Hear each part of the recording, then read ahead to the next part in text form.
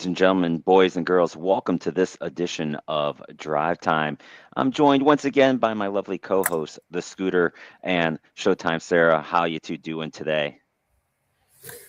I'm good. I'm tired. Had a busy week. Started school earlier, almost a week ago. Um, so it's been chaotic, but we're getting through. Yes, yes, and soon another semester starts, right? Yeah, Wednesday? it's Yay. Thursday. Well, Thursday. technically Wednesday, but I went Thursday. Nice. Scooter, how you doing, sir? Very busy, so I had to miss last week. I had some very important things I had to take care of, and then I got sick last week. And so today's the first day I'm really feeling good. Plus, I'm drinking some coffee, so let's kill it. Was it that That's great. super flu?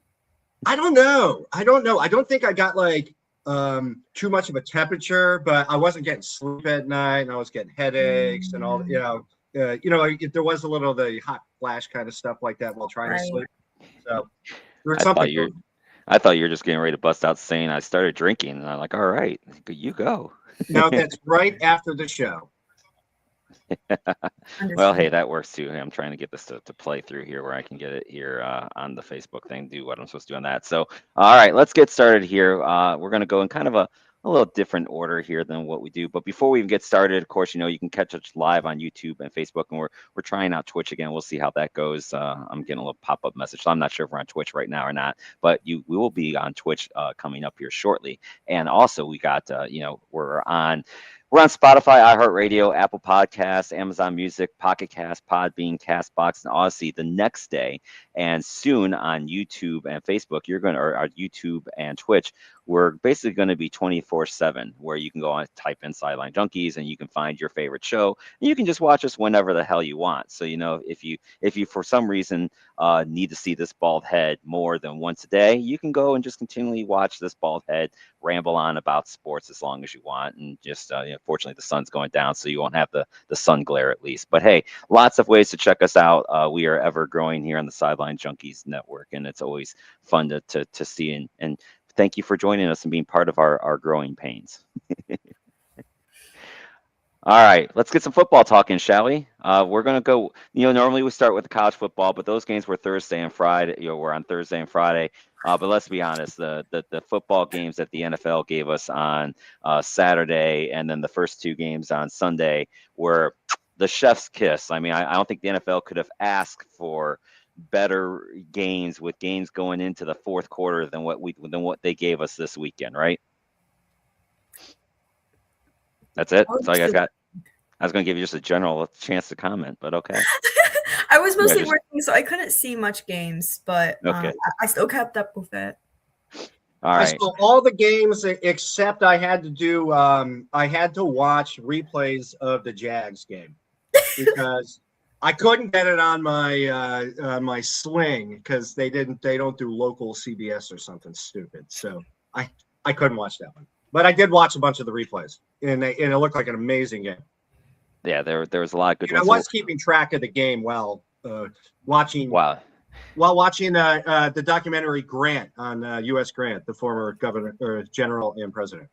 Yeah, it's funny because you texted me saying that in our little group chat that you weren't able to get the Yeah. game. I was like, what are you talking about? But anyway, so all right, well we'll get into the recap, but first let's talk about the game we got tonight because we still got one more going tonight. Houston plays Pittsburgh. We know the details on this one. Mike Tomlin has not won a playoff game in a very, very, very long time. Houston comes in as one of the hottest teams in the league. Their defense is killer good. Sarah, what do you got for tonight's game? The winner of this one gets to travel to New England next week. See, like, I obviously do kind of like rooting for Pittsburgh. I can't really explain why. I understand the odds. But Houston, I think, is just a stronger team overall, way more put together. Pittsburgh, they have their moments. I feel like they lose the games that they need to win, and then whatever games that it's a toss up between them, I would say. But Houston's just a stronger team overall. I mean, we've talked about their defense and everything, just being absolutely stellar. So I think Houston's got this one, but I don't know. Maybe I'm thinking a little bit of a blowout just because with how Pittsburgh does play. But at the same time, like I said, Pittsburgh is a toss-up team. So who knows how this game is going to go at all. I will say, I feel like if Pittsburgh does find a way to magically get through, I feel like seeing Pittsburgh go against New England, Aaron Rodgers versus Drake May. Come on. That would May. because like that's one of the oldest quarterback. I'm pretty sure the oldest quarterback in the league versus one of the youngest. One of the youngest. Yep. All right, Scooter, what do you got? Well, I mean, Pittsburgh once again gets into the playoffs. I mean, they're not that great of a team, but they're in, and that's all that counts. And as they always say, get to over 500 and get in the playoffs, which is fine. That's always good. Like you said, Tomlin hasn't won a playoff game. It's been, I think, it's 8 years now. For Tomlin's sake, you hope that they get another win tonight because there could be some movement after a while because you can only not playoff games for so long. But it's Pittsburgh, and they've only had like 7 coaches in their entire history of thetheir franchise, which is amazing. Yeah. Pittsburgh just doesn't fire coaches. Right.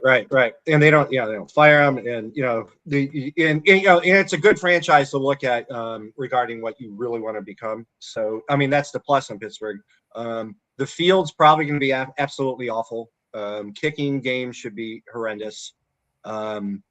I do expect it to be one of those games where it comes down to the end, like we saw most of every game this weekend, and we could see a shift at the last minute of the game from lose to win. So I don't know who it will be, but I'm expecting Houston to win this game, but I don't expect. I expect Pittsburgh to play well, or at least stay in the game until the end. So. Yeah, I mean, look, when you have a game that involves Pittsburgh, very rarely are they blowouts. Usually Pittsburgh is around, and then it's just a question of do they get enough, can they score enough points to win a game late in the game? But normally a game involving Pittsburgh is always close, and it's going to come down to some key possessions in the fourth quarter, whether that goes well or not for Pittsburgh. Is the tough part. Weather doesn't seem like it should be a factor tonight. 34 degrees, 33 degrees at game time, no snow, no nothing. So yes, it's going to be cold, but I don't think that's terribly cold. I think that shouldn't bother Houston too much. It is a dome team going outdoors. You're probably correct about the field. I'm sure the field at Pittsburgh this time of year usually never is in the greatest of shape. I'm sure that's not going to be any different now. But I don't think it'll be the cold should not be a factor. And with that said, I think ultimately I think Houston pulls it out. I just think that their defense is too good. I just don't know that Pittsburgh is going to be able to score enough points. Now maybe they will. But they're going to need to get their run game going, I think. And, that sometimes that's one thing, too, that Tomlin seems to always like to give up on, and Arthur Smith, who's his coordinator, likes to give up on the run game the second it's not working. And if you're making Aaron Rodgers have to sit back there against that defense and they're just going to start getting the tee off and blitz like crazy, I don't like that scenario for Pittsburgh. But I think they'll hang around because they always do. They don't get blown out. Yeah, it'll be like 22-19 or something. Yeah, I think I can't remember what the under is, but the under seems right for this game because when is Pittsburgh ever involved in a high scoring game anymore? So I don't see it happening, and we'll see if this is another chance for CJ Stroud to prove himself too. He after that really good first year, and then this year he's kind of bounced back a little bit, but it's been mostly Houston's defense, so we'll see how he does in the playoff game again too. So that's what we had on store for tonight, and then that's the last of the matchup. Like we said, the winner of this will go to New England. We'll get into what they did because they were the last game last night. So let's go in chronological order. We'll start with the Saturday game. This one got us off on a great start where the Rams got off quickly. I think the first drive for Carolina, they make an interesting decision in going for it. And that did not work out so well. And then, they give the Rams a short field. They go right down and score. There's a couple turnovers, but the Rams they had a chance to put them away. And the next thing you know, the halftime score, it's 17-14. So Carolina's hanging around. They get the touchdown with 2:39 left, but that was plenty of time for Stafford to go down the field. He gets the game-winning touchdown with 38 seconds left. So your final score is 34-31. Stafford goes 24 for 42 for 304 yards, 3 touchdowns and an interception. Apuka Nakua goes for 10 and 111 and a touchdown. I think, Young showed himself well for Carolina, 21 of 42, 64 to 1 touchdown, did have a couple costly turnovers. Jalen Coker led the way for them with 9 catches and 134 yards and a touchdown. So, Sarah, any thoughts on your Carolina Panthers saying goodbye? Look, I mean, I wasn't gonna bet any money on Carolina winning. I was enjoying it. Hold on, I think somebody. Oh, Scooter, go ahead. yeah. Scooter, you go ahead. I don't think anyone thought that Carolina would win more than like 6 games this year. And they didn't win much more than that, but they got into the playoffs, which is really impressive. And they did beat the Rams earlier this year, which was one of those weird games that we talked about earlier. But I didn't see Carolina staying in this one. I mean, they were completely competitive the entire game. I mean, they were leading almost at the end there. And then, the Rams pull it out. And the Rams, they're a really good team. They could win the whole thing this year. But Carolina really, they have good receivers. They have a good offensive line. They're young tight ends, running backs. And Young seems to be maturing into that. And then Dave Canales done a heck of a job with that team. So they should be very proud of what they accomplished this year. And hopefully for them, they can build upon it, get 10 wins next year.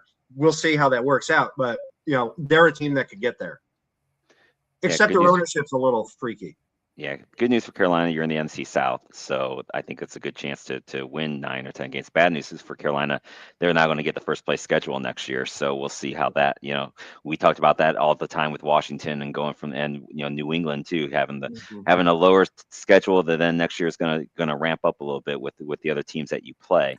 So we'll see how that goes for Carolina. But I do think it was nice for Bryce Young. I think it was a little bit of a showing that a lot of people were talking about him going into this year. Was he a bust or not? I think this shows that when you actually give him some talent, he can be an NFL quarterback, right? It's just the first couple years in Carolina, they put nothing around him, So now let's see what he does next year with some expectations as well. So, is there anything you want to throw on it since you got that before you got called away?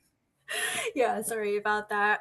What I was gonna say is obviously I wasn't betting any money on this. I was aware of the expectations and chances that the Panthers actually were able to pull it off. But you have to give them kudos. LA never got away with it. I think the most Carolina ever got behind was I think by 10 points. It was 17-7 before the half, I believe. But no, they never got away for it. I do think, obviously, Ikem Ekwona, I'm pretty sure is his name. I'm not pronouncing that right, I don't think. With his injury, obviously didn't help us at all because he is a pretty good player. I'm pretty sure he's even going to be out for a majority of the season next year. So that's a whole different story and how the Panthers are going to perform. But no, I think it was a good performance overall. And like you said, with Bryce Young, is he a bust or is he good? I think he's still developing, but it's turning out to be a good sign. Because, again, nobody really thought Carolina was going to be in the playoffs. And a lot of it is thanks to Bryce Young because he has had those show-off games. And I don't think this game was any shy of it. I think we're all in agreement on that, and the possibility of the future for the Carolina Panthers. We'll talk more about the Rams when we get into our predictions for the next round. Then, as if that game wasn't good enough, Chicago and Green Bay comes up and says, "Here, hold my beer," and delivers just an amazing game. Green Bay dominates the first half. They're up 21-3 at half, and then Chicago just starts fighting back. You can kind of feel it growing. The crowd at Soldier Field was getting into it more and more in that fourth quarter. Some questionable decisions by LaFleur, which I'll get into when I talk a little bit more on my part. But then Caleb Williams drives Chicago down the field. And look, they've been here before. This was, I think, if I heard the stat right, this was their 6th victory in the last 2 minutes of a game this year. So Chicago was fine in this spot, and they deliver with a touchdown pass to DJ Moore. I feel bad for Jordan Love, 24 for 46, 323 and 4 touchdowns. Romeo Dobbs had 8 receptions, 124 yards. Matt Golden, 4 for 84. Caleb Williams, 24 for 361. He did have 2 early interceptions that were really bad, but you know what? He bounced back with those 2 late touchdown passes. Colson Loveland had a great day, 8 catches, 137, and DJ Moore 6 for 64 for the touchdown. The Chicago Bears faithful were finally rewarded watching the Soldier. Like, you know, there's been all this talk with Chicago about that they want to move out of Soldier Field and they want to move out of downtown Chicago. What that game told me last night is if the Chicago Bears brass decides that they want to move out of downtown Chicago, they're a bunch of idiots. Because that place was jumping during that game. Like, why would you leave that? Figure out a way to get a new stadium in Chicago and call it Soldier Field, rebuild it, whatever the hell you want to do. But that you can't. The Chicago Bears have to play football in downtown Chicago. That's what I'll say about that. But Scooter, what are your thoughts on this one? You can go first. I mean, that was an amazing game. I will say that, you know, Ben Johnson, he goes for it a lot on fourth. And I had a buddy that was in Chicago who's a huge Bears fan. And he's just like, why do we keep going for it? Can we kick field goals? Because at one point it was 21-6. And they went 1 for 5 on 4th downs at this point. And 3 of them could have been field goals. Right. So at that point, it could have been 21-15. That's right. It didn't matter anyways because Chicago came back, won the game. However, it didn't have to be that way. So I think they go a little too crazy on going for it all the time when sometimes you got to take the points. Well, where was Ben Johnson, you know, at before this? You know, he was with Detroit, and you know, yeah, the master of the 4th down decisions to go for it. And I think we know how many Super Bowls he won up in Detroit. Well, also true. So, Sarah, any thoughts on this game? So I remember I was working that night. I came home, I think it was like around 9. And I believe it was 21-6 Green Bay. My mom was watching the game. We got second cousins or whatever up in Green Bay. So I guess maybe she was just trying to feel a little bit of rootage there. So I remember seeing like Chicago scored that other field goal to make it 6, and I was like, "Oh no, Mom, they're catching up." And I went to bed because I had a morning shift that next day. And like I was trying to sleep, and I heard some yelling. I was like, "Man, that game must be getting really interesting." And then I woke up, and I was like, "Wait, Chicago won?" So if that doesn't explain the absolute emotional roller coaster that Green Bay and Chicago fans went through, then I don't know what does. So I only watched a little bit of the first half. I will say I can't remember which one it was, but turns out Chicago has gone from a 0 quarter play to a 1 quarter play, and that quarter is the 4th quarter where they play a bunch of football and they pull it off with the win. So I mean, I'm kind of loving it. I can't lie.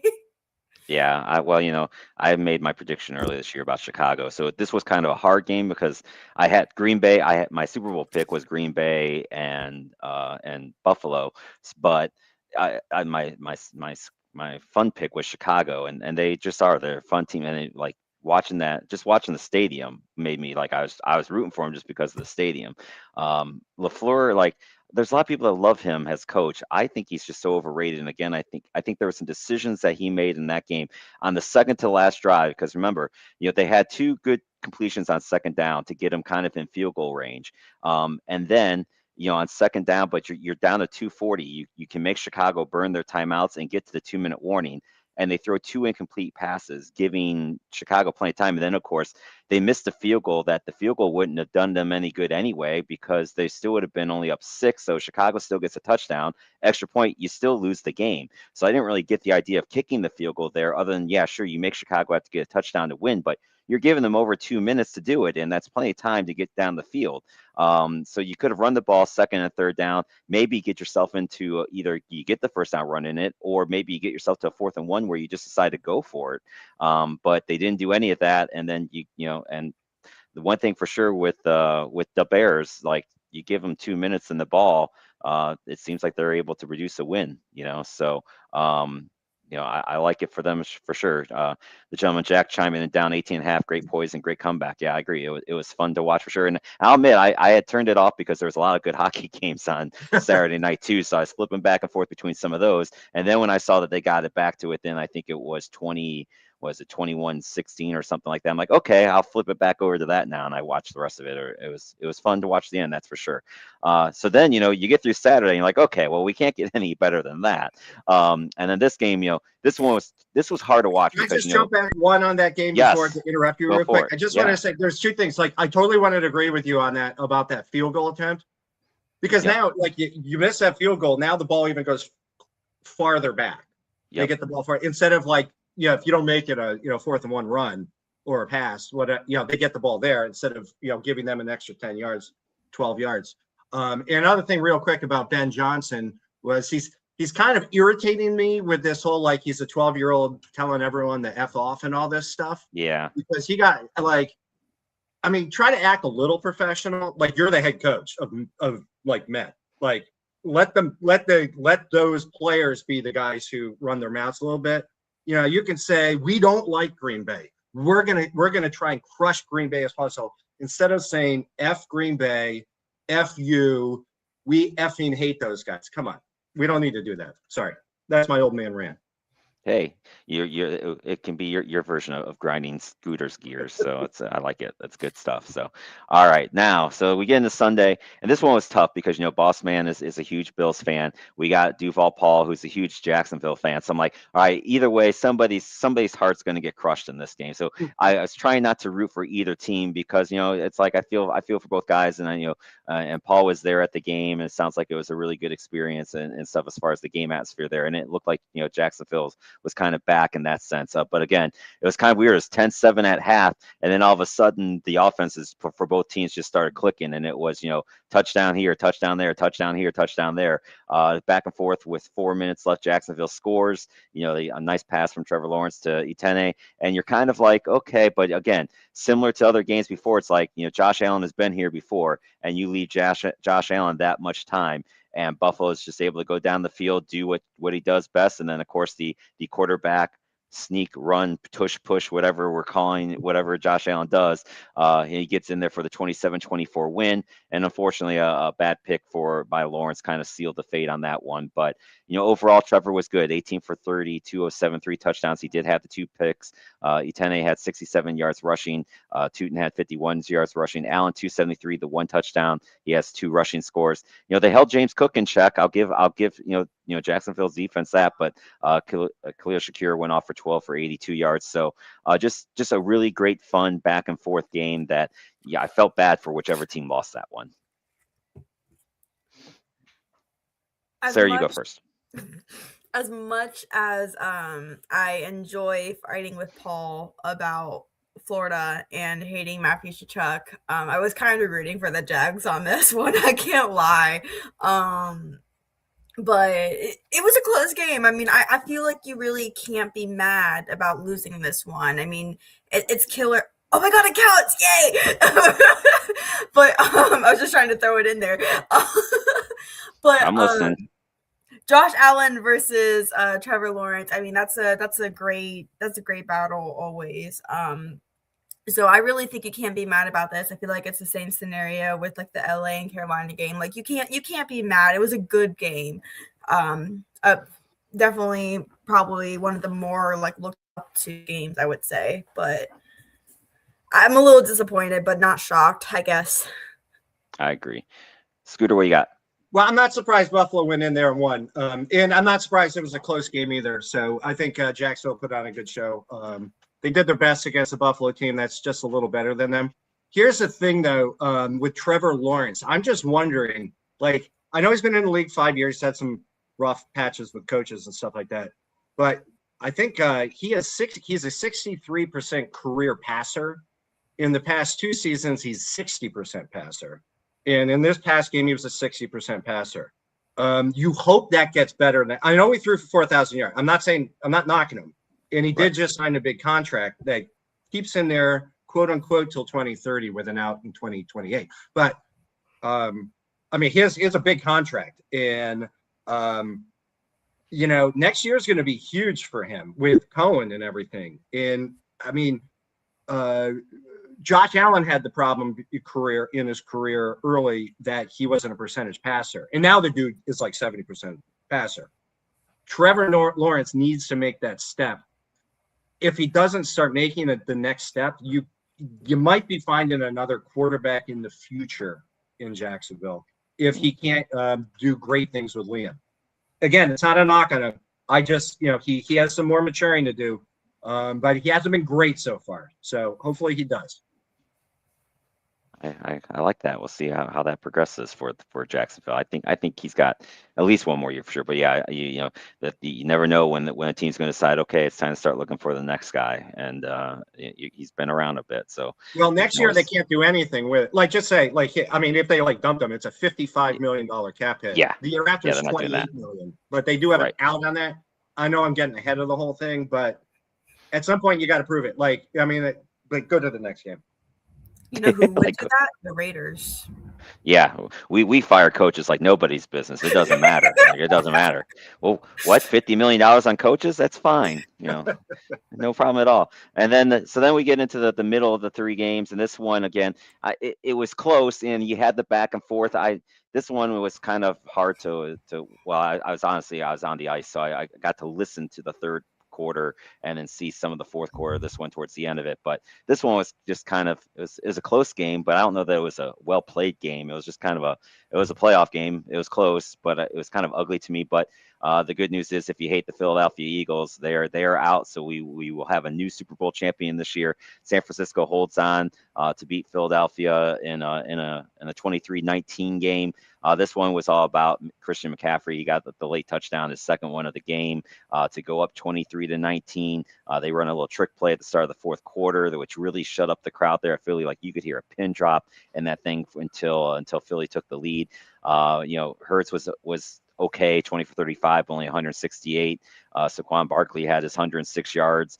Christian McCaffrey had his 114 yards combined, and 2 touchdowns. Demarcus Robinson, 6 for 111, a touchdown. But so at the end of the day, I think all the problems that Philly had all year, they were in this playoff game, and they lost because the same problems that they had, they showed up again today. They just couldn't get in the end zone enough with those weapons that they have. For some reason, it just didn't work for them at all this year like it did last year. So Sarah, we'll start with you. Any thoughts on this one? Yeah, I think knowing that a new Super Bowl champion is this year makes it really confirm. I mean, we already had a suspicion with everything that happened this season that this is a new era of football. We've turned a page. There's no Kansas City. There's no Philly.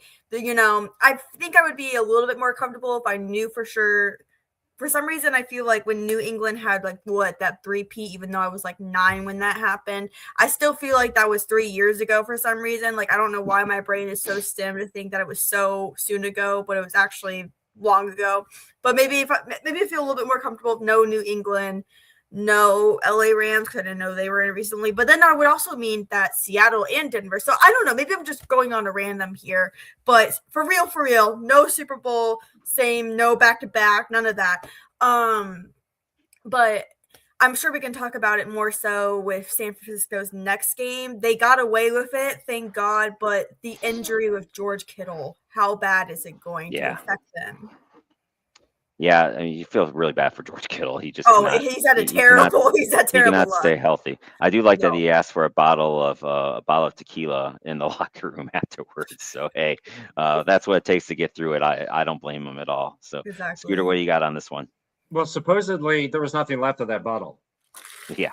By the end of that game, and so God bless him. But I mean, for San Francisco to go from the West Coast to the East Coast to play that game, win, get out of there, and get back, that's more than you can ask for. I mean, anytime you can win a playoff game, you're going to take it. They went in there, they took care of business, and they get out. Philadelphia-wise, gosh, I had them winning the whole thing. I still believe leading up to that game, they're going to win the whole thing. And because I felt that they're going to get whatever is wrong with them out, and they were going to be able to push forward and become the Eagles again. But no, they haven't been able to get rid of that all season long. And here they are. They got knocked out, and then up here, a lot of the Eagles fans, probably most of them, they hate the offensive coordinator Kevin Patullo. They blame everything on that guy. But apparently, typical Philly, they also think Hurts sucks. Right. I also saw something saying that they want AJ Brown gone. Well, they might want to think about getting rid of AJ Brown. Yeah, that ship may have sailed. He's got like what is it about receivers that used to play for Pittsburgh and then they go elsewhere and then it seems like kind of start getting cuckoo for Cocoa Puffs. Like you had Antonio Brown first and now you got AJ Brown. Maybe it's just receivers with the last name. Well, I can't say Brown because Tim Brown was before all of them and Tim Brown was a classic Brown's great. He's Right. great. So it's got to be some connection with Pittsburgh and the last name Brown that they then go somewhere else and then they just start going cuckoo for Cocoa Puffs or something. Mhm. Well, remember know. T.O. went out there and he was goofy doing push-ups and stuff like that in his front yard with a bunch of them. I mean, it's just like maybe only for Eagles to be successful, they have to have one crazy wide receiver. That could be it. Maybe so. So we'll see. Now, Harold Carmichael was never crazy. No, he was not. But who knows? Wait, Scooter, I have to know, can you hear any riots going on? I can assure you that the entire city is probably rioting. No, but they did make a big joke. They made a big joke is that, well, the men and women who take care of the light posts in Philadelphia, well, they were disappointed that the Eagles lost. They were also happy that they didn't have to grease 500 separate lights for the Super Bowl. So. Oh, yeah. Philly fan is a unique fan. The loss. Yeah, the Philly fans are unique, that is for sure. And then we had the last game, which probably, was unlike the first 4 games where we had 12 lead changes in the fourth quarter in the first 4 games on Saturday and Sunday. 12 lead changes in the fourth quarter. That's just crazy that the leads went back and forth that much in those games. It did not happen in this game. I was very, very sad to see Jim Harbaugh just get absolutely shellacked. It really sad. It really saddened me to see him look completely outclassed by Mike Vrabel. It was really hard for me to watch his confused look on the sidelines. It probably just goes to show when you don't have people in the stands that are getting signals for you and helping you cheat, it's a little harder to win these big games because what do you know, the Chargers now twice in a row have just gotten shellacked under him in the playoffs. So this game, 16-3. Really no great stats for anyone. Herbert 19 for 31 for a whopping 159. He was also their leading rusher at 57 yards. Drake May was okay, 17 for 29, a touchdown. He did have an INT. He also ran for 66 yards. Ramondre Stevenson combined for 128 yards. So nothing really great. I don't know that New England did, but their defense was great. Their defense was amazing. But they really didn't have to. This game was just kind of a ugly one. But I was happy to see the Chargers lose, so I'll take it. Yeah, what was going on with Justin Herbert? I don't know what was going on in that game. Playoffs and Herbert are not good. Yeah. I didn't really keep up with this game at all, so I don't know anything, but does this mean New England's defense is good or the Chargers offense was bad? What is it, a little bit of both?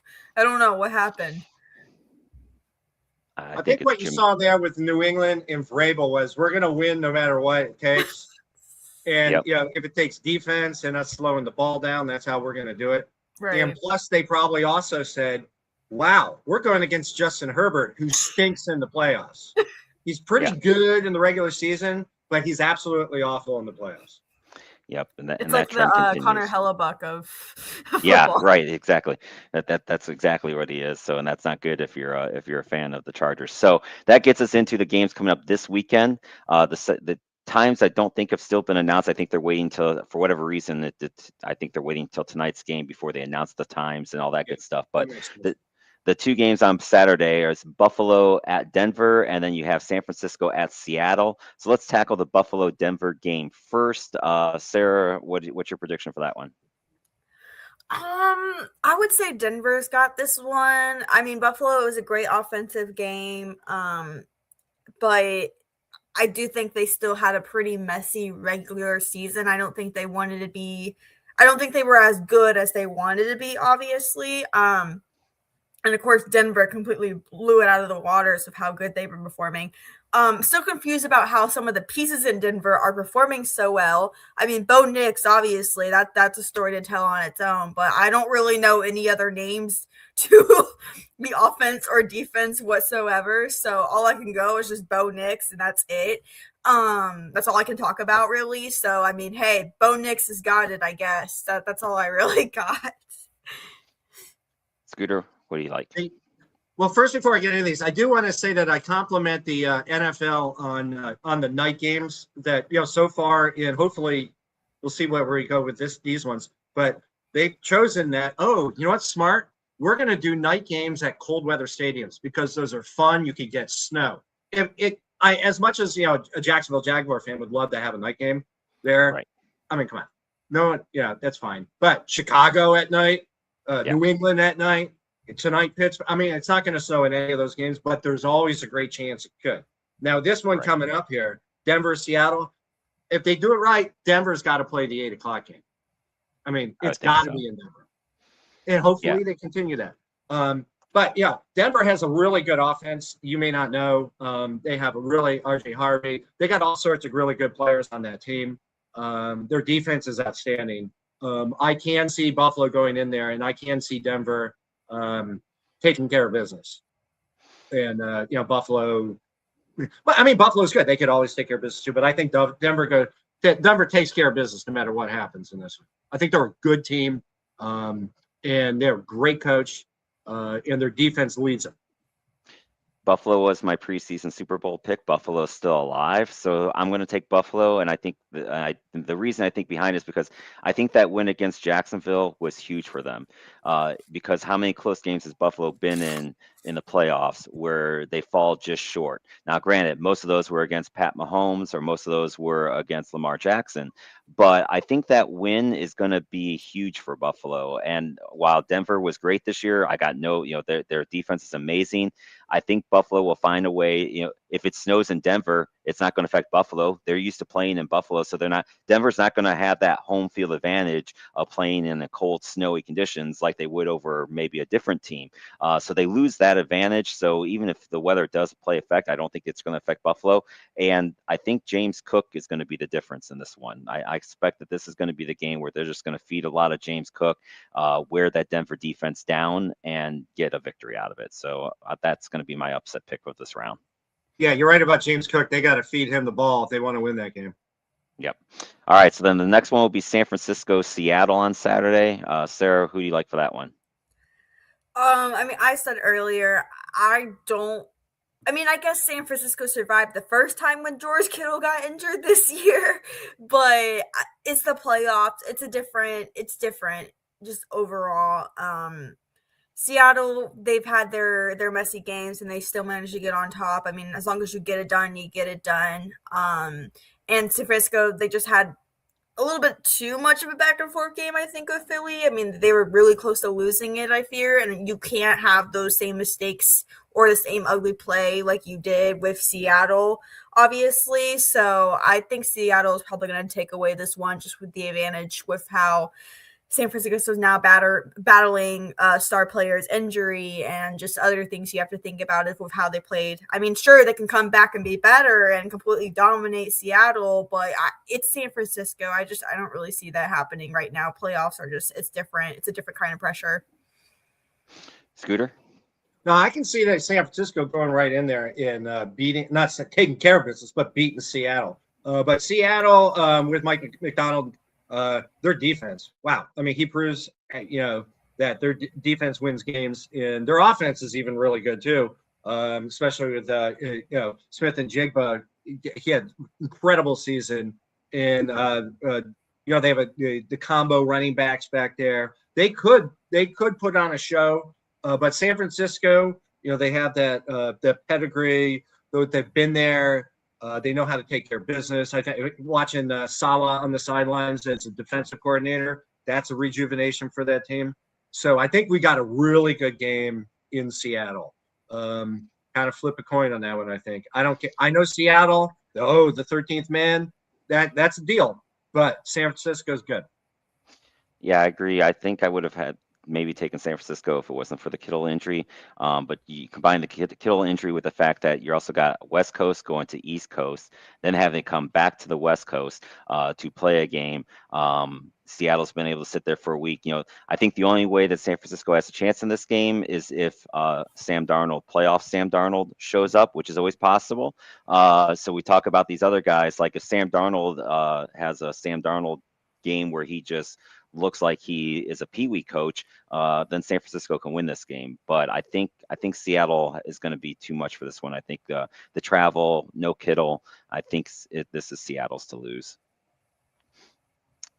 That gets us into Sunday, where we're going to have the winner of tonight's game will go to New England. So let's take that one first. Sarah, do you think that if whoever wins this game tonight has a chance in New England? I do not believe so. I just like New England's odds a little bit more better.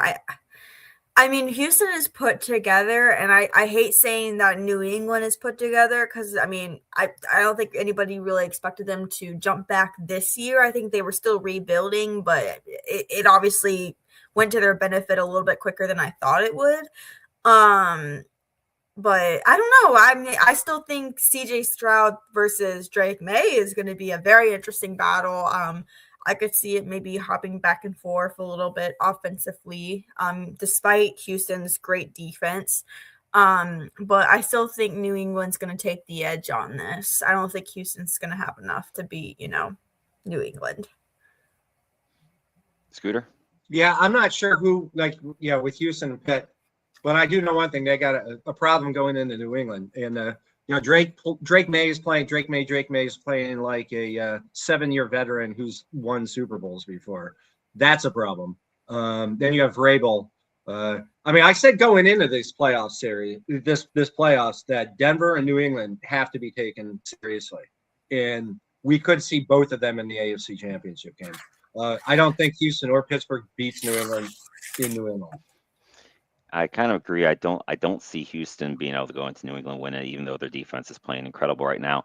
The only reason why I would maybe give Pittsburgh a fighting chance is because, again, you have Mike Tomlin, who finally gets over the playoff hump with a win. You've got Aaron Rodgers, who could be in his final year. Who knows what's going on there.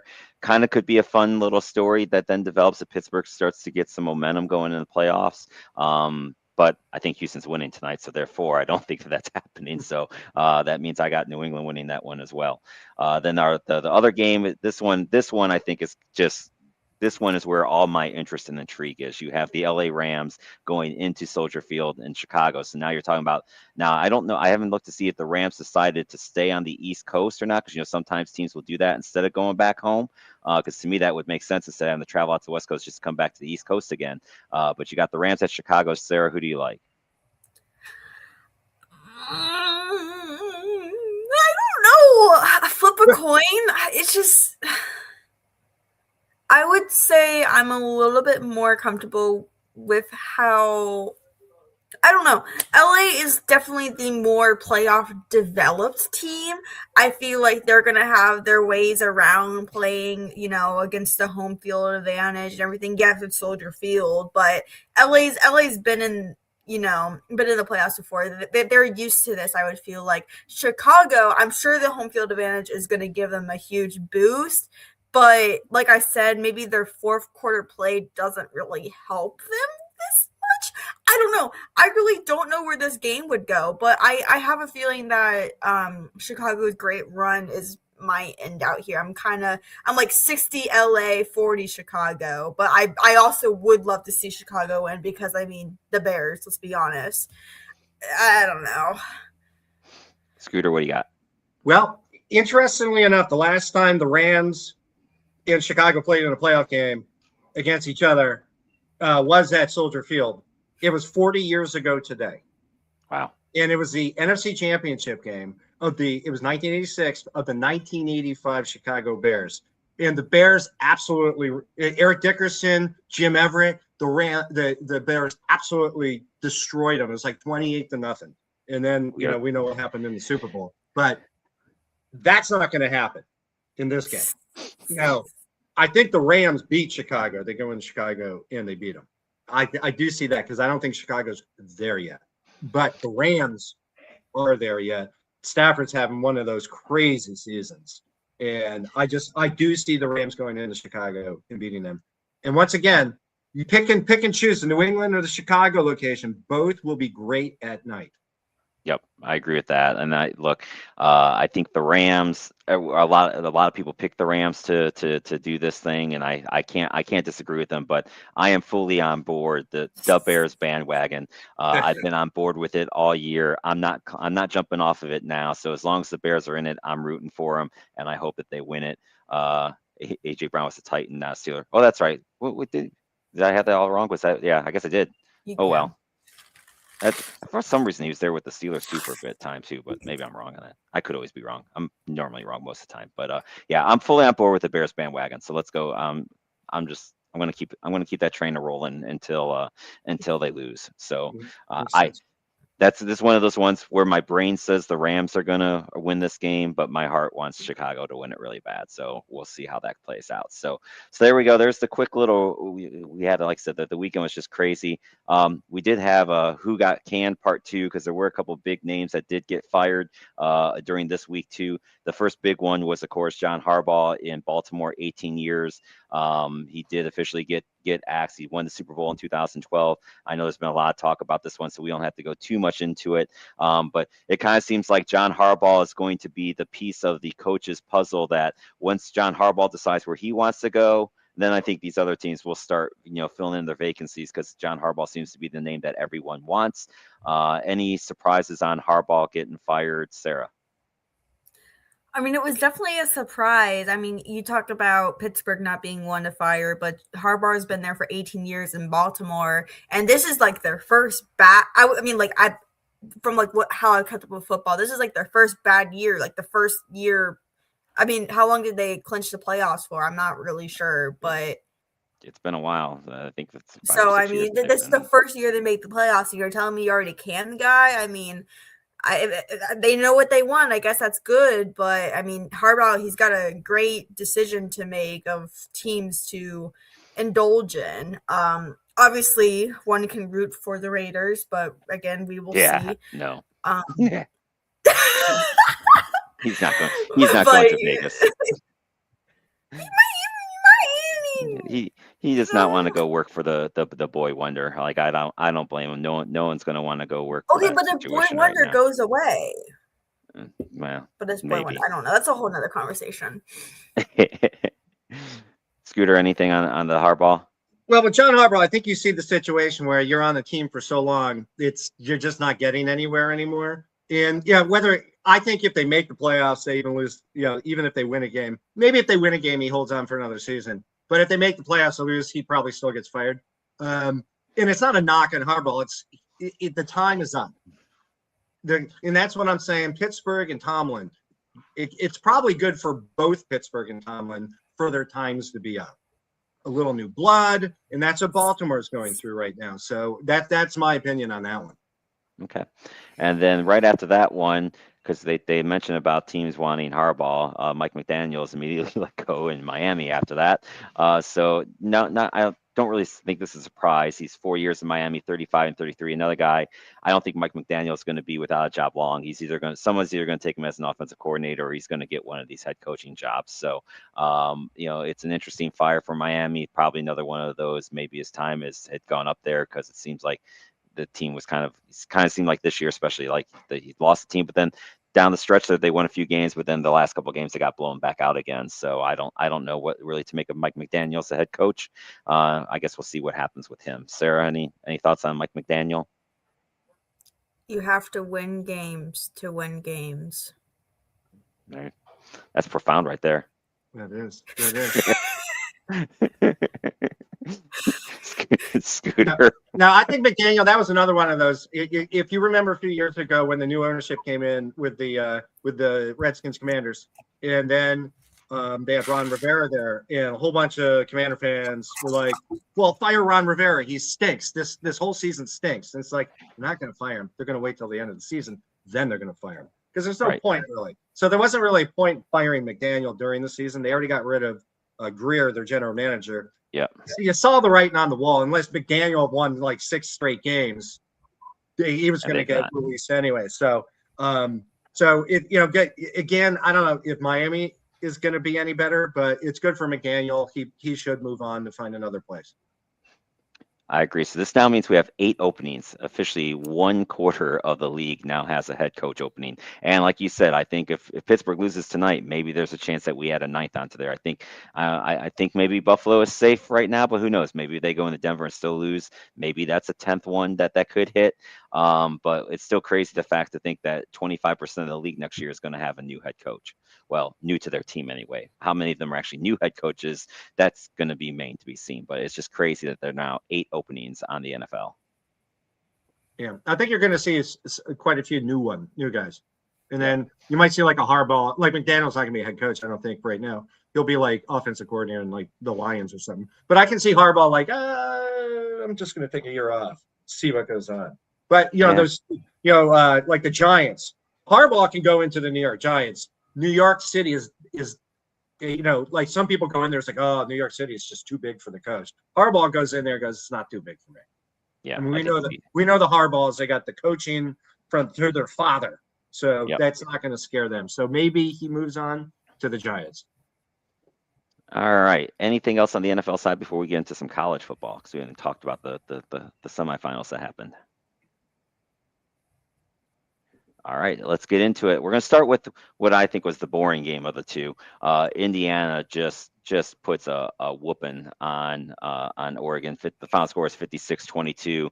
The game wasn't even that close, really. I mean, it started right off with the pick 6 for Indiana, and then now Oregon did score on their next drive, so it's 7-7. You're like, okay, well maybe. Then Indiana goes right down, makes it 14-7. They get a couple more turnovers. If this was the battle between Mendoza and Moore for who's going to be the number 1 pick.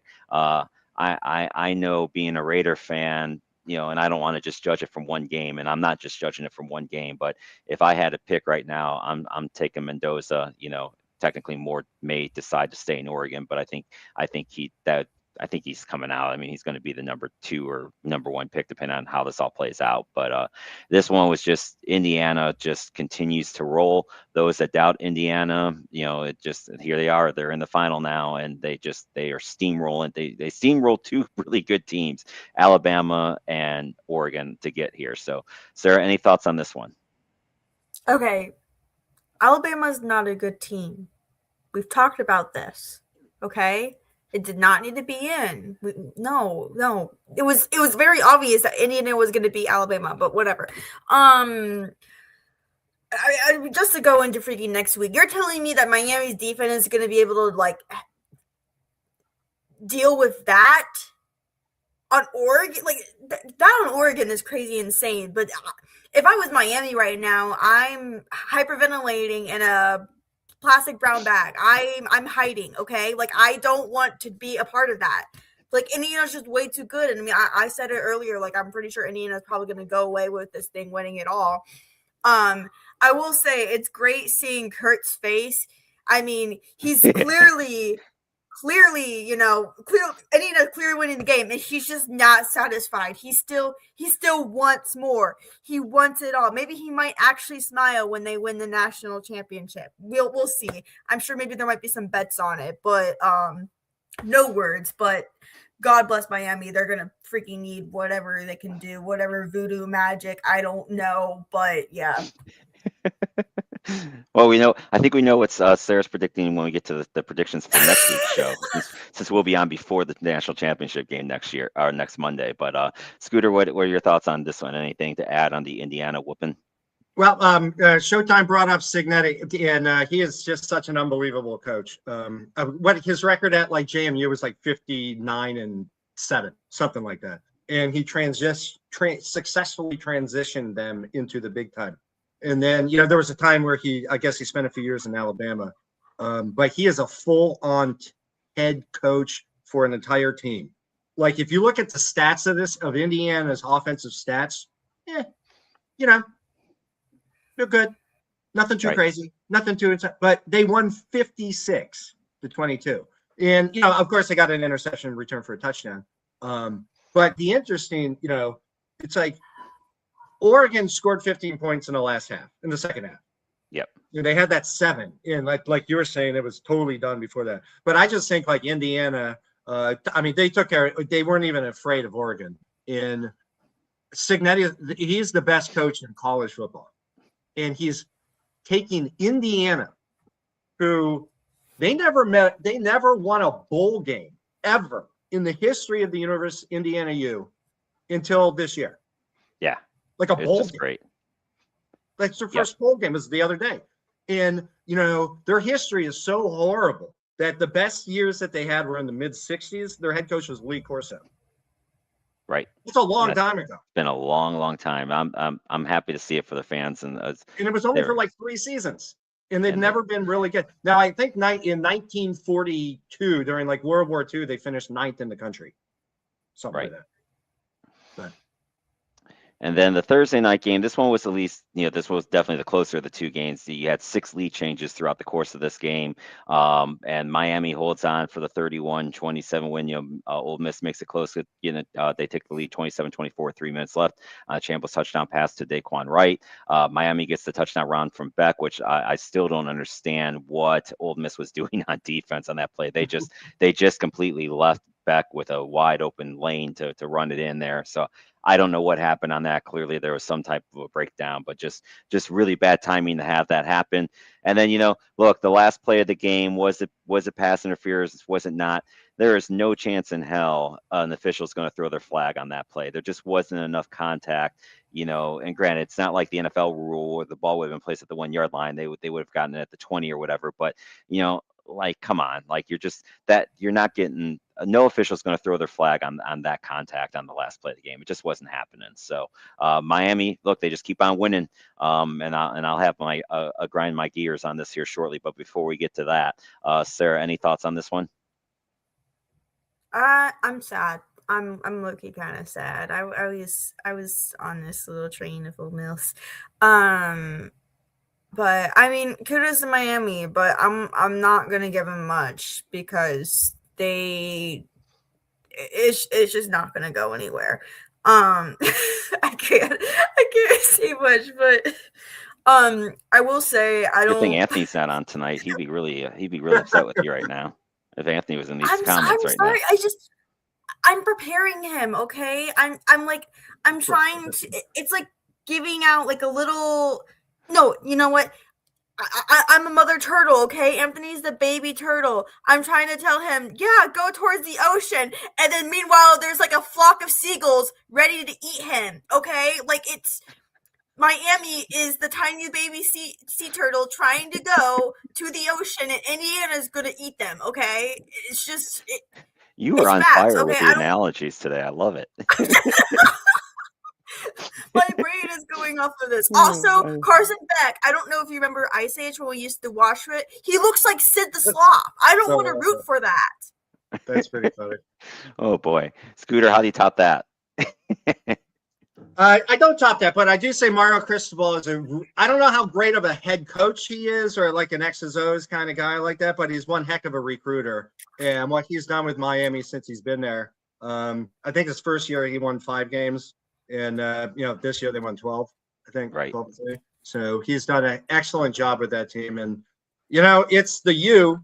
So they're only going to get better because people are going to be like, ooh, Miami's back. People are going to want to go to the U and play there. I think you're seeing that. They're going to want to hang with like Michael Irvin and all those guys.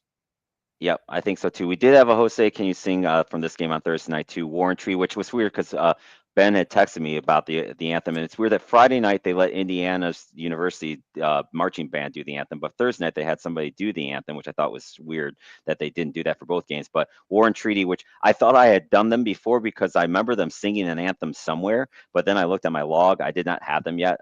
They got a solid 42. They were really good. The only thing I didn't like about the anthem, they were great. Their vocals were amazing. Whoever they had playing guitar with them, it sounded like it was.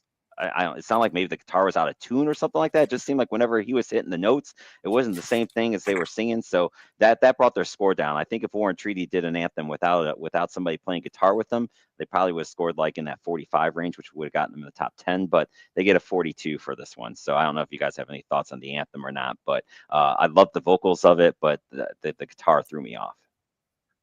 Didn't see it.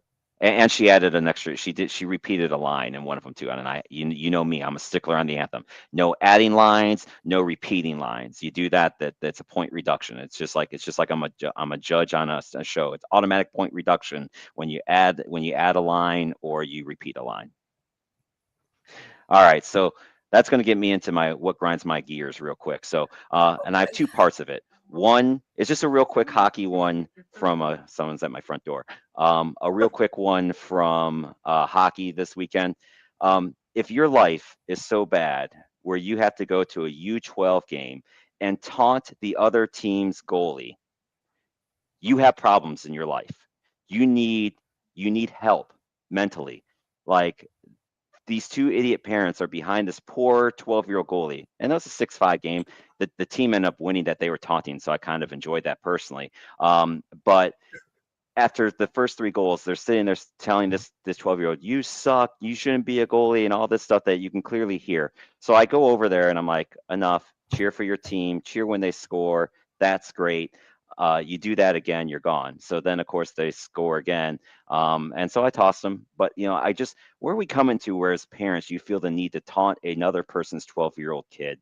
Like, I just don't get it. So that's my quick grind my gears part 1. They're probably Bear fans.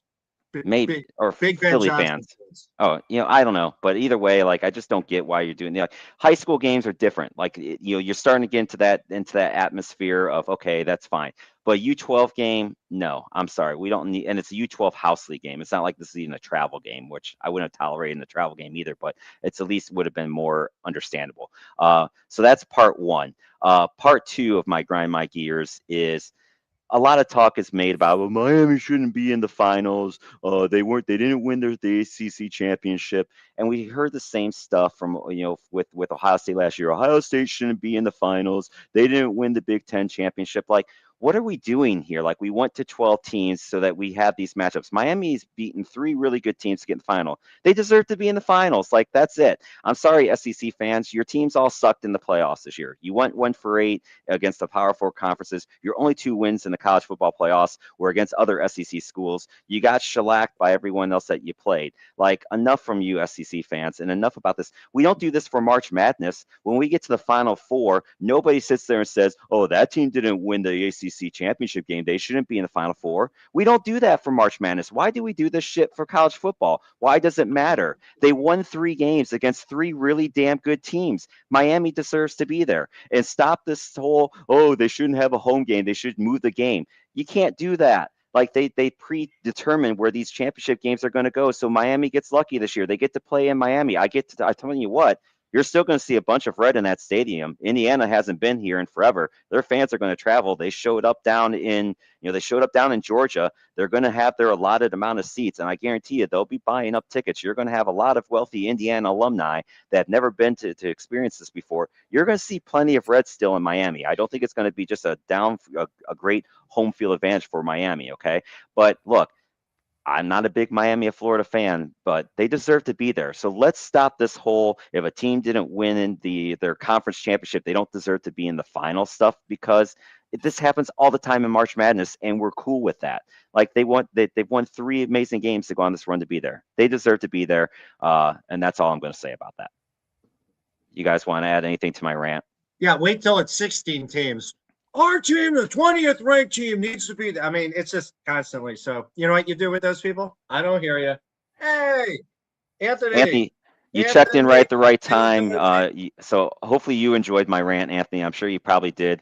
I don't know if you heard Sarah badmouth your University of Miami earlier, but Sarah basically said they had no chance against Indiana. She said that you guys should just go home now. So I'm just filling you in, Anthony, in case you missed it, just that way you can have a little bit of fun with that. So Chuck adding in, he mentioned this joke last week, and he's got another part of it now. Now Lane Kiffin, after leaving Venezuela, is going to go coach the Miami Dolphins. So there you go, adding on to that. So there we go. Quick grind my gears to end our football section there of the show. Oh, here we go. Something to say.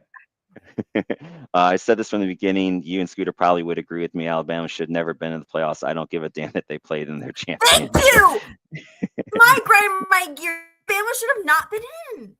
That's like, look. Okay. Look. here's the thing. So yeah, we were talking about Miami, and I agree with you. Like they should be in the playoffs, but this is the same argument. Imagine, because Duke won the ACC championship. Imagine if they made it into the playoffs by that format that you're talking about. Like, oh, they didn't win anything. Duke would be in the playoffs if they're going off of that format, and then they would still be mad about that. I mean, Duke probably wouldn't have gotten very far, unfortunately. I mean, that's a whole nother story to tell. We can theorize about that all the time. But that's what, like, if Duke made it as far as Miami has made it to the national championship, they would still be saying that. There's not any way to satisfy this, okay? So don't let it grind your gear. Other than Alabama, that's fine. But don't let it grind your gears that much, because I mean, I know it just annoys me though. It's like Miami's had to beat Texas Tech in Texas Tech. They then turn around and beat the defending national champions, and now they beat Ole Miss. Like, they deserve to be there. Like, it's like, look, they earned the right to be there. I just hate these people that are like, oh, they don't deserve it because they didn't win. It's not the Hurricanes' fault. Right.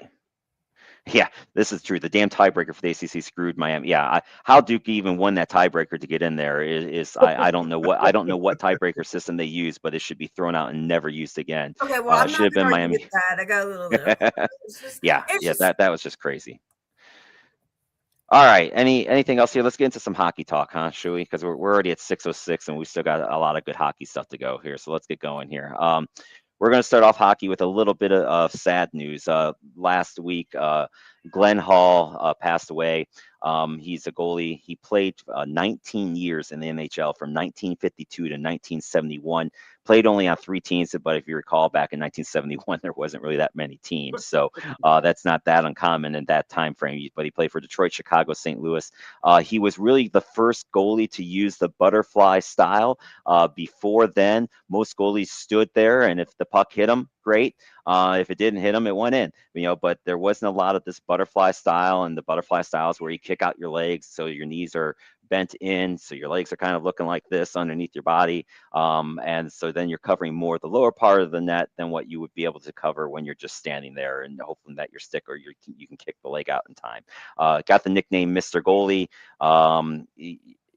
You could argue him as being one of the best goaltenders between either him, Ken Dryden, if you want to go modern, between Marty Brodeur and Patrick Roy. I think those 4 are usually the 4 that are that people want to name with that. And then with that, his career record 407, 326, and 162. Those 162 are ties because back in this day and age, there was no overtime losses or shootout losses if you lost. Ties. Yes, so they tied back then. But his stat that he has, where that is a record that will never be broke. He played in 502 consecutive games. And in today's age of the goaltenders, where with back-to-back nights and stuff, where you're just not going to have a goalie play on back-to-back nights, that is definitely one of those records in hockey that is not going to be broken for sure. So rest in peace to one of the great goalies of all time. Sarah, anything you want to add on about Glenn Hall? So obviously this was before my time, but I mean that doesn't put away any of his greatness. Mr. Goalie, I mean, you have to get that nickname from something. But I mean, you took all the words out of my mouth because again, I didn't know much about him. But yeah, just a sad thing, obviously. Yeah, Scooter. Yeah, I think like he goes down there with other from his era, like Terry Salchek, Jacques Plante. A little later, Tony Esposito. Those are some of the great goalies that would be in that realm before, like the Patrick Roys and the Marty Brodeurs and stuff came in. And I'll tell you, when you were in the 80s, I mean, butterfly wasn't around that. They had some goalies out there doing butterfly, but a lot of them were still up, getting down, both legs swinging to the left, both legs swinging to the right. Not a lot of butterfly back, but he was the first, and that's what they do now. Yep. Let's see here. Anthony chiming in. What's the dominator, a butterfly goalie, or was he hybrid? I assume you're talking about Dominik Hasek. Yeah, hybrid. He was crazy. Hasek had no style. His style was his own. Because he would sometimes be a butterfly. He would sometimes you just never knew what the hell Hasek was going to do. So I would definitely call him a hybrid. But a hybrid of what?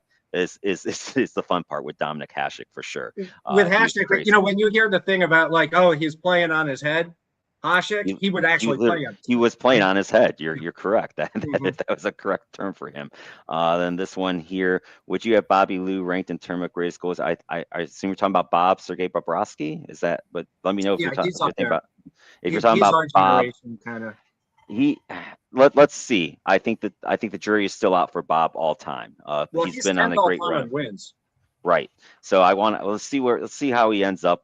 He's got potential to be in the talk of top 10 all time, I would say. Mhm. I put him there for right now, but I want, how he ends it still matters. He's still got a chance to win a couple more cups too, which can change that tremendously too. So, is there anything else on any of that stuff? Hold on, he's got one more comment here. What the heck's happening with the Panthers? Do you think the playoff runs finals with us and the injuries are slowly piling up? Do you think we're going to get healthy at the right time? Let's save that for when we get into the standings. We'll talk about Florida there. So we'll cover that one for you there in a second here, Anthony. Anything else on Ken Hall or? I don't have anything to add if we're just going to get right into it. Okay. Well, let's do that then. But first, we do have breaking news. This came a shout out to Scooter. He found this here before we came on. The Columbus Blue Jackets are the first team to fire a head coach this year. Dean Everson and assistant coach Steve McCarthy, and they have hired in old man Rick Bowness at the age of 70. Bowness has been around. He's coached many of a team. He was the first coach for Ottawa when the Senators came back. Then he went down to Dallas for a little bit. So he is a steady old coach. It'll be interesting to see if he just is there for the rest of this year or if he gets another stint with Columbus again. Dean wasn't bad, 59, 52, and 16 in Columbus after at 127 games in. They just beat Utah in overtime.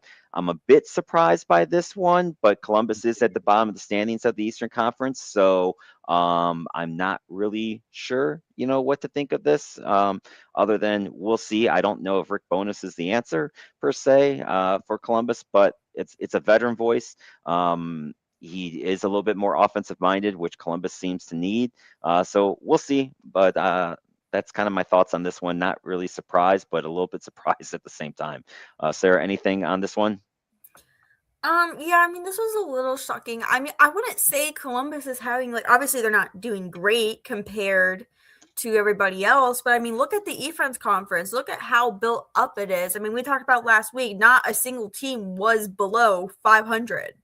I mean, it's incredible stats to put up. So, I mean, I wouldn't say they're having a terrible season. Now, it was Everson's second season, I believe. And, I mean, last year they had a pretty good season. I think they were just shy of a playoff spot. So, I mean, I wouldn't give up too much hope about it. I mean, maybe it's just they weren't seeing eye to eye. So, I mean, they bring in the old guy, but maybe he knows what he's doing, which, I mean, I really don't know how much argue on that. But it's okay. I mean, they're trying to figure things out. I mean, I can't hate them on it, but Yep. Scooter, what do you got? Well, Columbus is last in the conference. Like you said, they're 500, but they're last in the conference, and they have, as I like to do, we'll bring it up again. Their goal differential, they're negative 19, so they're not a good team. And you're gonna get rid of your coach. And I love Dean Evison. Like he is one of those bit players with the Whalers, the Hartford Whalers, for about 6 seasons there. He was on the 1986 Adams Division championship team. I mean, Dino is a great player. On that team, it's something like 8 or 9 of those Whalers from that specific team became head coaches. Or others would become general managers or whatnot. But he's a good coach. He'll pop back again somewhere. He was also a longtime assistant coach for the Capitals, and he was one of Alex Ovechkin's first offensive coaches. Yeah, I mean, we'll see how it goes. Real quick here too, just because Anthony did clarify. I forgot about this nickname. I don't know why it didn't hit me. Roberto Luongo is who he was talking about. Oh yeah, Luongo is one of the greats of all time. Yeah, I would put him up there. I don't know that. I mean, of the modern day goalies, I think he's definitely one of the tops. I don't know that I put him in my top 10 of all time. just because there's and it's nothing against Luongo. He was really, really good for a lot of, and unfortunately for Luongo, he was on a lot of bad Florida Panther teams too there for a while. So he'd be up there on the modern side of the goaltenders, because I do think you have to kind of break up modern and pre, just because look, like the equipment that they had back in the 50s, 60s, and 70s just isn't what it is today. So it's not really fair to put those, to put those in there. But if we're going the modern, he probably would be my modern top 10 for sure. I'd have him in there. I think that would not be a problem at all. And if we're going to go back to Columbus real quick with Rick Bowness, he's 70 years old. Like you said, with Ottawa, he was there when they in like 93 when they expanded into Ottawa. Everybody knew Ottawa was going to just be atrocious. And they were. They won 10 games. In the next year, they won 14 games with Rick Bowness. But he's steady in force. So he's probably going to finish out the season this year, and then they'll find something new, which is what they should do. You don't want a 70-year-old coach. Probably not. I think those times are past, but we'll see what they do there for sure.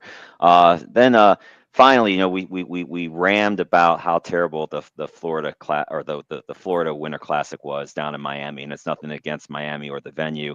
It just didn't have the feels of a Winter Classic. Would have been fine for a Stadium Series game. Just didn't love it at all for the Winter Classic. But this next one looks like it's going to be correct, and it's going to be amazing. It's going to be in Utah. It will be where the Utah Utes play their football games. Did you say Utes for any fan of my cousin Vinny? We'll get that reference. Did you say Utes? No, Utes. What? So, but they're going to play the Colorado Avalanche. The backdrop is, of course, going to be the amazing mountains. So this one, I think the NHL is going to get right. Like this is what the Winter Classic is supposed to be. Save the Stadium Series for those teams. Like, if Nashville wants to have a Stadium Series game, if Miami wants to have an outdoor game, that's what the Stadium Series is for. You want this type of a background for your Winter Classic, and this one I think is going to hit it out of the park. I cannot wait to see how they get this place set up and how it's going to look when it comes time next year. Yeah, for Sarah, sure. you like? Yeah, I like it. I mean, I always like when they give Utah's obviously not like a newer team, but you know what I mean. Relocation wise, I mean, I like it when they give the newer teams a chance at, I guess being a little bit more national. And Utah's been performing pretty good. Obviously this is for next year, so I would assume it would be a very beautiful game for sure. But yeah, definitely better than whatever we call this Winter Classic. Scooter? Well, I'm sure it's going to be beautiful. Backdrop, it's going to be awesome. I think the only negative they have about it, there's going to be about 95% of Americans going, what's a Utah Mammoth? So obviously this game is for hockey fans. Yeah, that's true. I guess that part of it will be, but hopefully Colorado should draw in some people there. So, all right, let's take a look into these standings. Let's start with the East, and this will give us a chance to get into Anthony's question. I did this based on the wild card standings. So, your top three teams again in each division are in. Your two are wild card, and then you have there. So, with the Florida Panthers are 3 points out. Do I think Florida's done? No, I still think they have a run in them. These middle of the run, these teams that are on the wild card, look, there's still not that many points separating you from top to bottom in this thing. I do think though there is a chance that you got to remember Florida's played now, 3 seasons of Stanley Cup final hockey. So at some point in time, that's going to take a toll on bodies. So all that extra hockey may eventually hit Florida. I think it could mean that Florida doesn't go on a deep run if they make the playoffs this year, but I still think Florida can get in. Buffalo's been on this incredible run. We'll see. Buffalo's gone on these runs before, and then they shit the bed the last, 20, 30 games of the season. So let's see if Buffalo can keep this momentum going. Tampa Bay's on a really nice run right now. They've won 9 in a row. Detroit's on a little bit of a heater. So the problem for Florida right now is Detroit, Tampa Bay, Montreal, Boston, and Toronto have all played really well their last 10 games. So even if you're playing well, you're losing points if you're playing 500 hockey right now. So let's see where this thing goes. But this is kind of where we're at right now. I think probably for me, my biggest surprise is the Islanders. I just didn't see them being in second place in the Metro. But, and my negative surprise is the New Jersey Devils. I just don't know what the hell, this team was a lot of people's pick to win the division and maybe make it into the Stanley Cup finals this year, but they are just not playing good hockey right now. And seems like even though they added Quinn Hughes, it's like you're going the wrong way. But or You the just said talk of New the Quinn. Jersey added new I know Quinn. I meant the talk of the Quinn Hughes because they were going to add him, Oh, and then they didn't add him, and I don't know what the hell my cat just hit. So who knows what it just seems like all the talk of who's going to lose no trade clause, but ever seems like since they didn't land him, they just had not played well at all. So that's my thoughts on the East. Sarah, what do you got for the East standings? Anything there that you want to throw out or comment? I mean, I will say the Atlantic is very, very close. Great game tonight. I'm pretty sure. Is it tonight or is it tomorrow? Carolina goes against Detroit. Tonight. But if Carolina obviously wins, we still are number one in the Eastern Conference. But if Detroit wins, then they can pull up number one by 1 point ahead. And then I believe if we somehow gets a overtime point and Detroit wins, then we'll be tied for number one in the Eastern Conference. So very great game tonight. Surprises, Buffalo. I mean, we make jokes about Buffalo, missing the playoffs for so long. I'm not gonna put it out there, but it is surprising for sure. To answer Anthony's question too, I don't know if you can hear the plane or jet flying over, but I wouldn't say it's over. I mean, we kind of figured that with all the injuries that you guys would struggle a little bit. I think trade deadline, make a move and then go from there, but I don't think it's over yet. There's still time, I mean, it's just like Carolina. We're still struggling with our goaltending. So, I mean, we make a move there and see how it goes. So, Yep. It'll be very interesting to see. Scooter, what are your thoughts on the East? There was just more breaking news, not a big deal, but Buffalo is getting the NHL draft next year. So I saw that. But the interesting thing with the Eastern Conference, and again, I love the goal differential thing. Every single team in the playoffs has a plus in plus minus goal differential. And it's showing you that's a good conference right there. That includes Boston, Toronto, and Pittsburgh. They're all in the pluses. Everyone else below Pittsburgh is in the negatives. Florida's falling behind, like the Pirates code. You don't want to be left behind. The Rangers, same thing. But all those, like Tampa Bay, they have a plus 39. They're killing it, and they're only in second place in their division. So it's a good conference. For those of you that do like hockey, as we get closer to where teams are going to end up in the playoffs, I added in two key columns to watch: the RW, which stands for regulation wins, and the ROW, which is wins in regulation and overtime.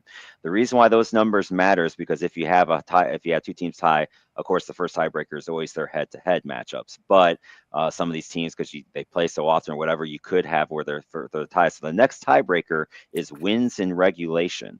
So something to keep in mind, because the one thing that you're going to see from this year, if you look over the overtime losses, teams are just losing more and more games in shootouts and overtime. So these wins in regulation seem to matter a little bit more. So that's just a number that you're going to want to keep an eye on if you're rooting for a team that's tied with others. How many of these games are you winning in regulation? And that's where we talk about Florida. That's why I think Florida's still got a pretty good shot, because they got 20 wins in regulation. All the teams that they've got to chase, they actually have more wins than as far as Buffalo, Boston, Toronto, Pittsburgh. So just a stat to keep your eye on as we get as this gets closer and closer.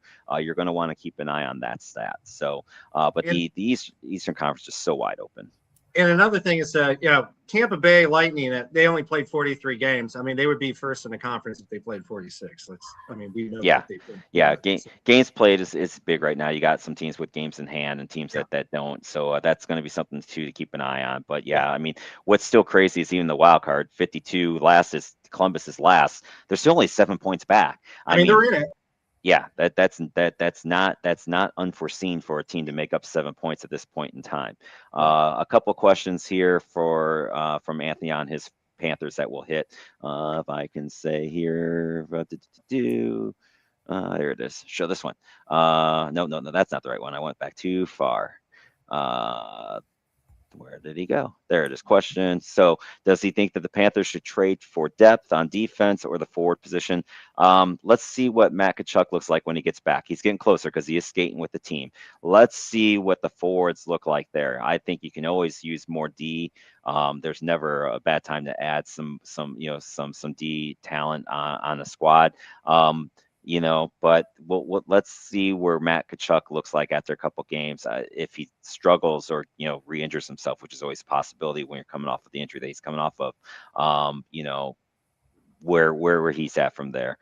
He predicts Buffalo is going to fall off the face of the map in the second half. I feel they're front running right now. Team that play are going to come up strong after the All-Star break. Yeah, I mean, we've seen Buffalo go on these runs before. They've been in this position and they've done just that. And so that's why I want to see can they do this for the whole entire year. I'm not worried just asking. I trust my Panthers to come strong. Yeah, and one thing that their general manager has always done, he's not afraid to make a deal, right? So I'm not going to count the Florida Panthers out until they are mathematically eliminated, just because they've been in the Stanley Cup Finals 3 straight years. But I do think that's the only thing that could maybe keep them out, is that wear and tear will eventually catch up to them.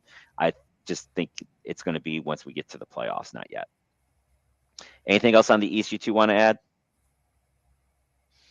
All right, so now let's get to the fun that is the West. And this is where I know what the NHL is trying to do with this idea of having, the divisional round. So you're going to have 2 play 3, and then you're going to have 1 play the wild card, and then you're going to have the teams from the Central play each other.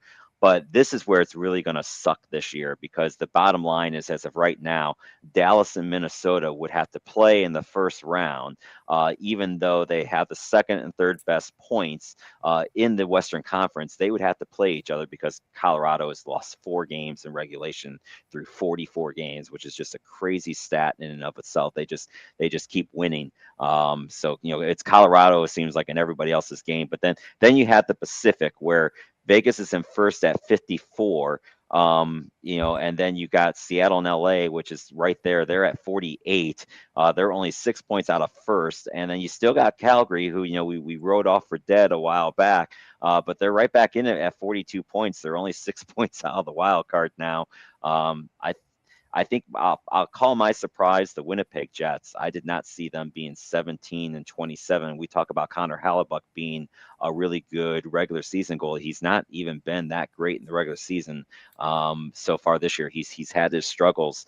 So that's my negative surprise. I think my positive surprise is going to be the San Jose Sharks. I knew they'd be better, and we'll get into some of the numbers here, led by one young, Caleb Macklin. But man, I did not expect them to be, right in the hunt of this thing. Hell, they're 5 points out of the division lead right now. So that's my fun surprise team. Sarah, what do you got in the West? Yeah, you're talking about Dallas and Minnesota playing each other. Wild card, number 1 plays wild card 1. You're telling me that Colorado Avalanche with 73 points, as of right now, would play the Seattle Kraken or, Los Angeles Kings. Still 73 points versus 48 points. That is the difference between the number 1 spot in the Western Conference and the wild cards. I'm in trigonometry right now. That is 25 points. Very 25 good. Point difference. Let's be so for real. Surprises. Anaheim was on the top a week or so ago, so seems like they kind of died down a little bit on the bridge. They're still 3 points out, I believe. 3 points out. So they're still there. A lot of teams, I would actually say, are still there. The ones that are out, obviously, I would say Vancouver. I had them in my predictions, and it's hurting me. It's hurting me really bad. I just thought maybe this year they'd be better, and I guess clearly I was wrong. So, my bad. Scooter, what do you got? Well, the one thing I look at is we look at the Eastern Conference. So the Eastern Conference has 11 teams that are plus on the goal differential. Now we come to the Western. They only have 5 teams in the plus. There is another team, Edmonton. They're at 0. And it's funny, Utah is actually one of the teams that have a plus, and they're not in the playoffs at the moment, which means they'll probably get in the playoffs. So you're looking at that. Plus, Colorado is just crazy. They have a plus 80 goal differential. That's just insane. I mean, you're looking at some sort of historic team right there with this Colorado Avalanche team. So they're the team to beat throughout the league, and woohoo, 4 losses total, 7 ties, if you will. Unbelievable. Yeah, it's like I said, it's Colorado's game, and it's Colorado's world, and we're just living in it right now. Yeah. It's just and crazy. that Western Conference is just not very good.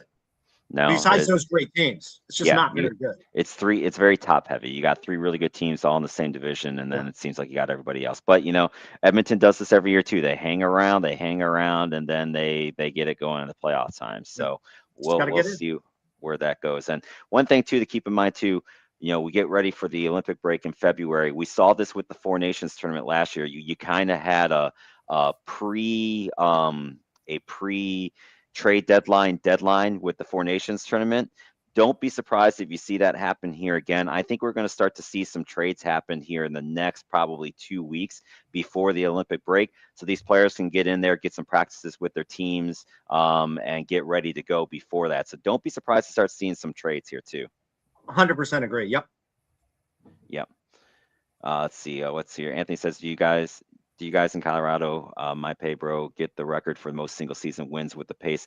Right now they're on pace, yeah. And then look, and this is where they're on pace for right now. I gotta look it up. I meant to look that up to add in there because I was going to, and then I ran out of time today for the show prep. But yeah, we'll get into that. We might do that kind of similar to what we did with the who is a terrible baseball team that we were having fun with, the Colorado Rockies. Maybe we'll do that with a good side for the Colorado once we get to about 60 games, we'll see where they're at and how close they are to that record, and getting there. But it's just the season they are on is just incredible. So let's get to some of the why. Let's start off with our goal league leaders. This is kind of the who's who on top. You got Nathan McKinnon leading the league with 36, Connor McDavid with 30 for Edmonton, Matt Boldy having a really nice season in Minnesota with 27, Jason Robertson for Dallas. We talked about him a little bit last week and not being on the Olympic team, but yeah, he's 4th in the league with goals at 26. And then you got Kirill Kaprizov in Minnesota and Morgan Geekie just having a phenomenal year in Boston. Really glad to see it for him with 25 goals. And then let me go ahead and do the points real quick, and then I'll let you guys chime in on anything. McKinnon and McDavid are tied at 78 points. Then you got Macklin Celebrini for San Jose, just having an incredible second year at 70. And then Nikita Kucherov with Tampa Bay at 65. Leon Draisaitl with Edmonton 63. Man, this would have been the segment to have the gentleman Jack on and have him pronounce all these names. That could have been a fun segment for us today. But anyway, all right. So there's our points and goals leader. Any thoughts on that, Sarah, or that you want to throw in there? I mean, here, put it up. Anthony, what he's saying about Jason Robertson. I mean, it's crazy that he's just not in this team. Yeah, and I do agree with you, Anthony. I get the why for Vinny Trocheck, because I think what the Four Nations tournament again showed us, you want some guys that can hit, and Trocheck can do that. I honestly think I would put Robertson over JT Miller, to be honest with you. I don't really love JT Miller's game at all. I don't think that he's going to add much to it. Maybe he will. Maybe I'm wrong on that, but we'll see. Again, we still got a lot of stuff to go with that. So let's hit that up there. So Scooter, any thoughts on goals, points? I do. Alex Ovechkin, he just had his 20th goal. And yeah, for such an old man. So it's interesting. So it's his 21st season with 20 goals, which he just beat out my bro and your bro, Hartford Whaler Ronnie Francis, who had 20. And so up next at 22, which is why Ovechkin's not going to retire, is former Hartford Whaler Gordie Howe. So he is one more 20-goal season away from tying Gordie Howe. Keep me busy And there. imagine if Gordie Howe didn't go to the WHA, that would probably be 30. Yep. Yeah, that's very true. So, all right. Anything on goals and points there you want to add? No. I know there was a comment here from Anthony.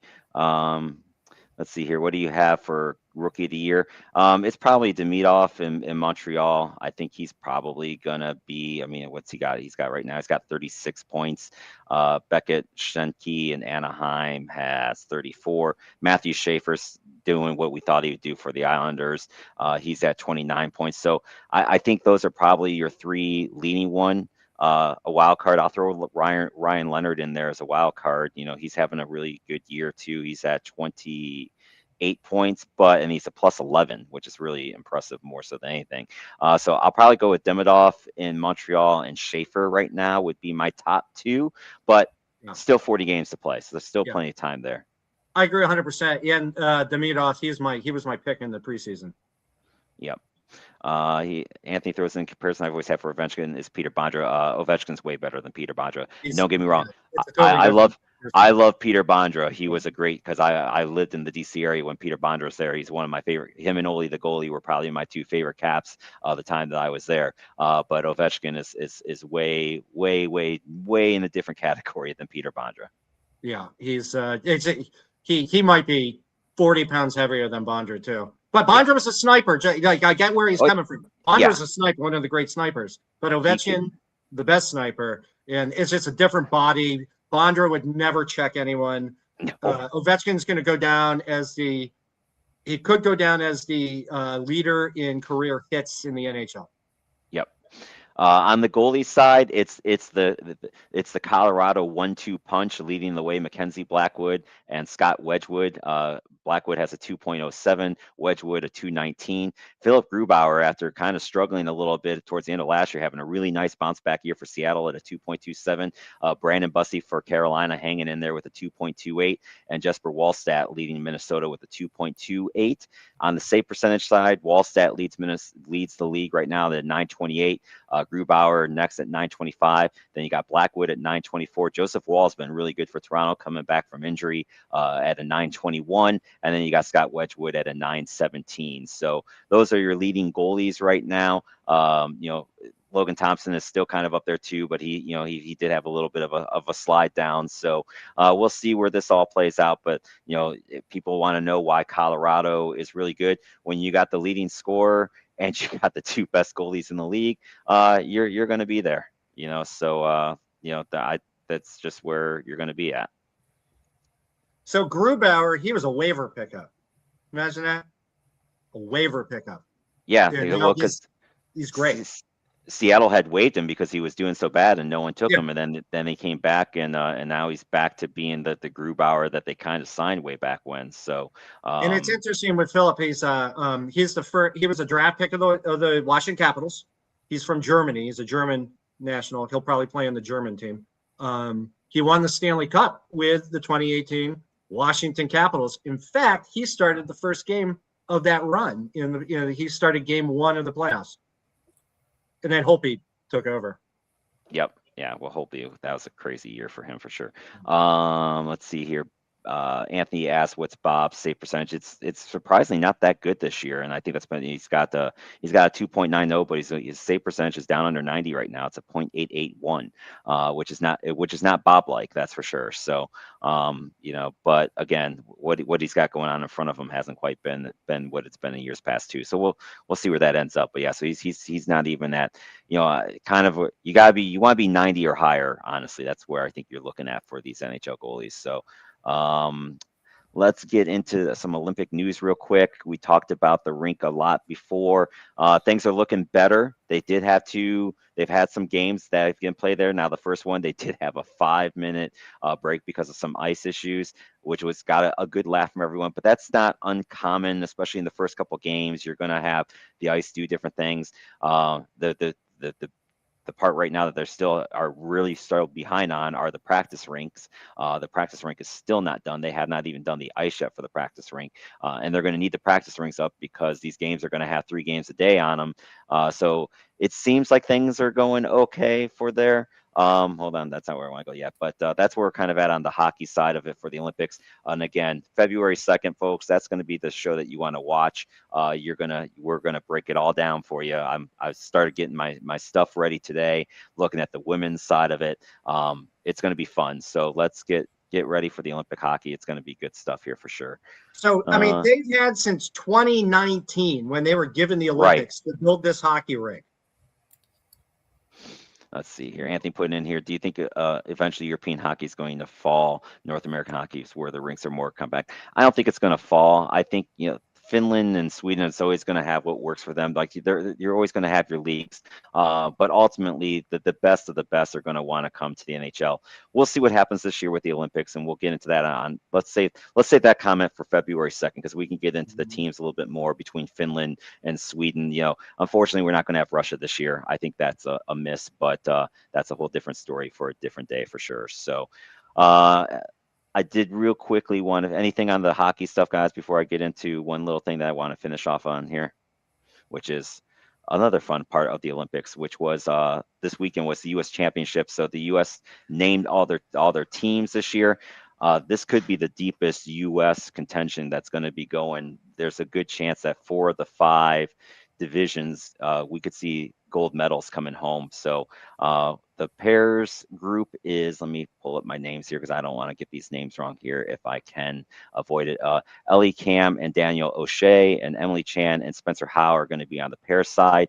On ice dancing, Madison Chalk and Evan Bates are going to be in their 4th Olympics. They've won 5 straight U.S. They've won 3 straight Worlds and 3 Grand Prix finals. They're looking to add gold. They've not won gold yet. They actually just got married in 2024. And then you got Emily Zingas and Vladimir Kalinsky and Christina Carreri and Anthony Ponomarko in it as well. On the men's side, you got Maxim Namoff is 24, finished 3rd. Tragically, his parents were just killed in that plane crash that happened in D.C. in 2025. A lot of the U.S. Skaters, had people on that one. Andrew Torgashev, 24. He's got a lot of flair. I loved watching him skate this weekend, but he has had some consistency issues, but man, he's really good. And then you got the quad god, Elon Mellon. If you've not seen this kid skate, watch him skate. He called this his safe program, and he did 3 quads in it and did a backflip. And that's his safe program. So I can't wait to see what this kid does in the Olympics. On the women's side, Alyssa Liu, she retired at 22. At 18, she's back now at 20. She looks really, really strong. You got Amber Glenn, who won it. She's 26. She just missed the team in 2022. She's won 3 straight U.S. titles. She's the first one to do that since Michelle Kwan. And then you have Isabel Levito. She's only 18, finished 3rd. So if you like the Olympics figure skating, be ready because I think we're going to have a lot of fun. Yeah, you're talking about figure skating. Let's not, and you did bring up the that horrible airplane crash at Reagan National last year, which is horrific. 28 athletes, parents, and members of the figure skating community died on that airplane, right, in the Potomac River. And there were like 5 from Delaware, and I think 2 of them are kids buried right next to me here at the cemetery I live next to. So hopefully they talk that up a lot, which I'm sure they will. But those people's memories, we should just remember what they went through. Ben throwing in fun of maybe on February 2nd we can have Jack pronounce some names. Yeah, we could probably get a who's who list. If the gentleman Jack wants to do that, we can definitely do that on the show for sure. I think that would be hysterical to do that bit. All right. I think, let's see here.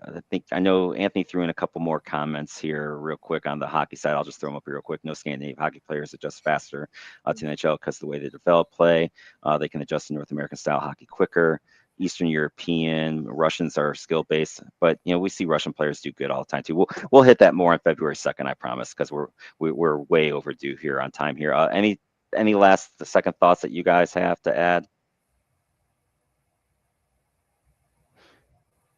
Nothing. Okay, good. So real quick, we got coming up here at 7:15 is going to be the Pretenders and Contenders tonight. He's coming on at 7:15. So we got that show there coming up. Unapologetic Sports will be tomorrow at 6:30, and then Tuesday Night Flight, and then got Nothing But Net on Wednesday and in the passenger seat. So a lot of great shows coming up, of course, this week. Any final thoughts there before we say goodbye? No, I got nothing. Okay. Scooter, anything for you? I just want to say that we're so lucky to be a part of this. So thanks, Matt. And they have such wonderful people in this this community we're a part of here. So keep it up, and there's some great shows up there. So I appreciate being a part of this. Oh, there you go. Real quick, do you want to hit that for midnight? Look. You have to win games to win games. There should be no further elaboration on this, okay? Win games to win games. That's it. That's it. That's all you have to do, okay? Just take my advice, guys.